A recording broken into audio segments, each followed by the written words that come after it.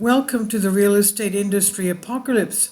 Michael Snyder reports, higher interest rates are absolutely strangling the real estate industry and there is no relief in sight.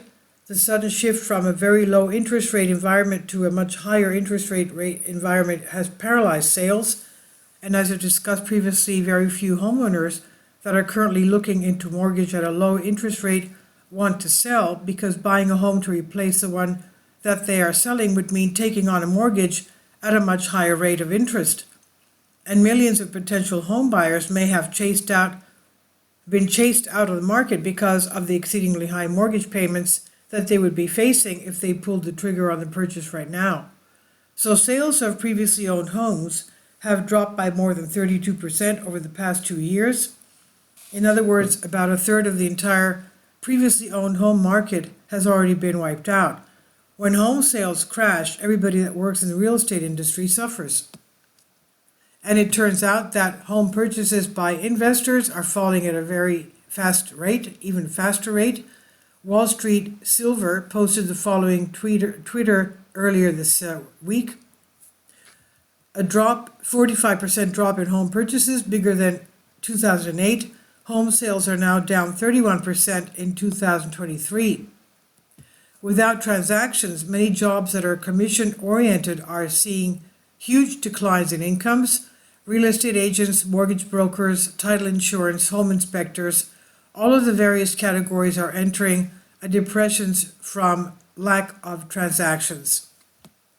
I was stunned when I first saw that, but I also knew that I had to confirm if it was true or not, and I discovered that it is true. 45%.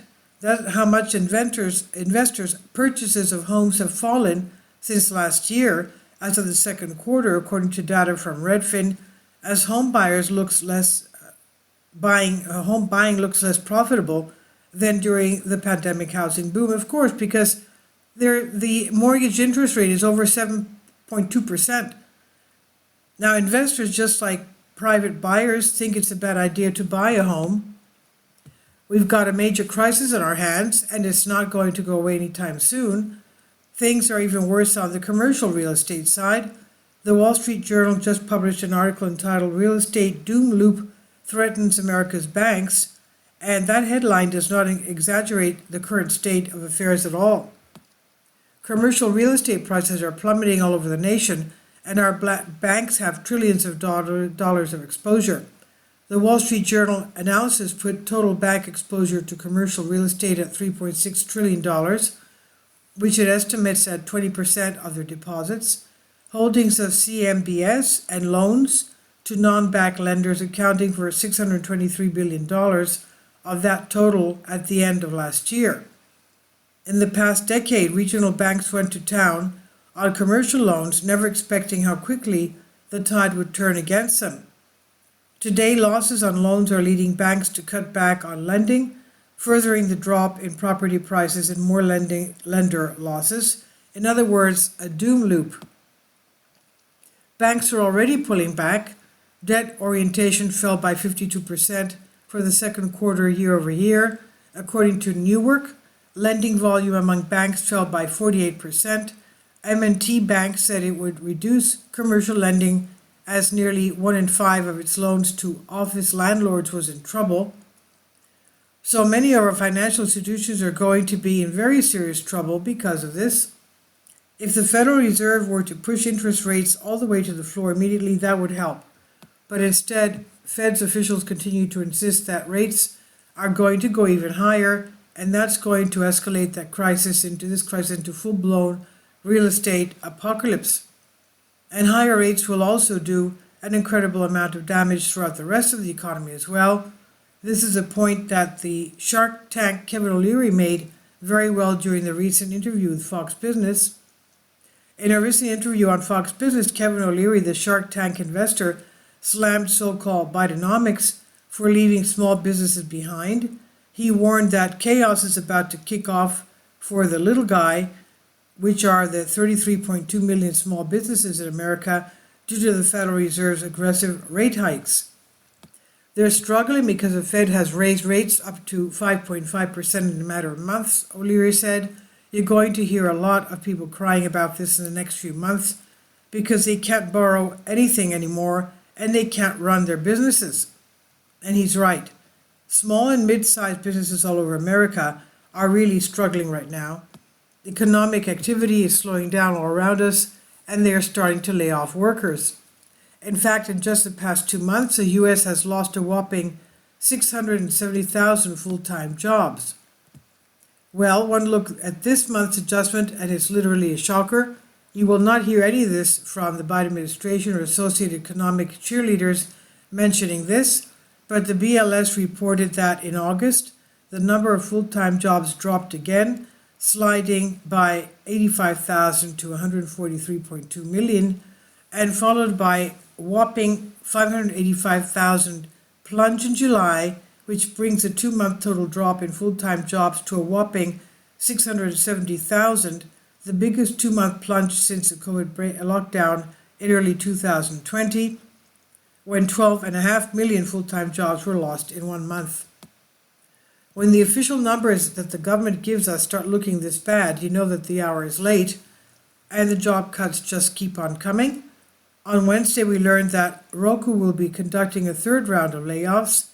Video streaming company Roku shares spiked Wednesday after it announced plans to lay off more than 300 people, or about 10% of its workforce, and pull certain content from its streaming platform to ease operating expenses.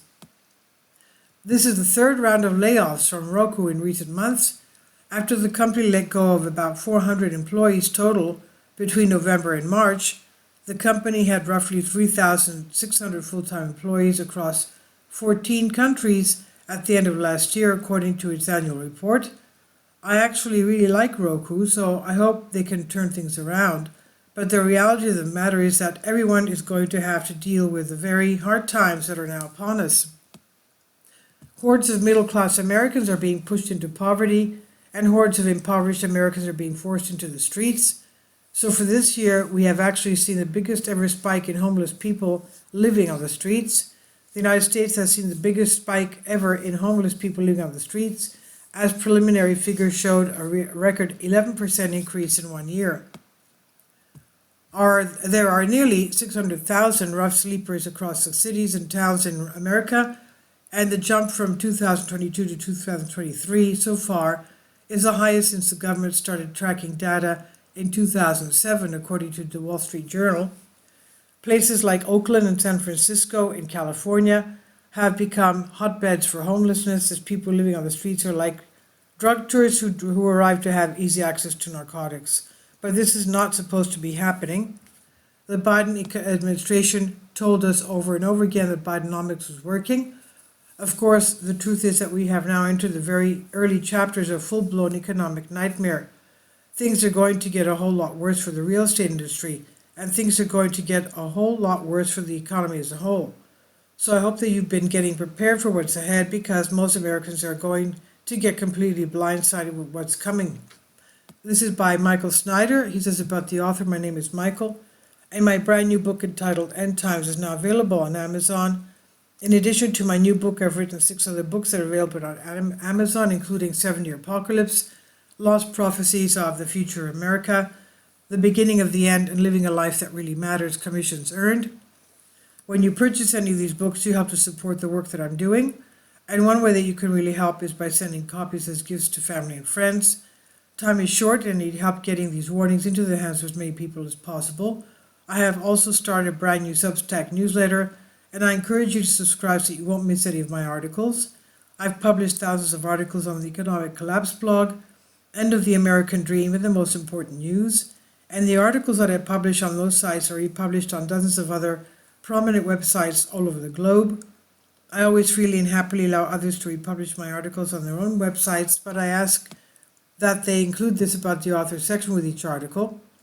The material contained in this article is for general information purposes only, and readers should consult licensed professionals before making legal, business, financial, or health decisions.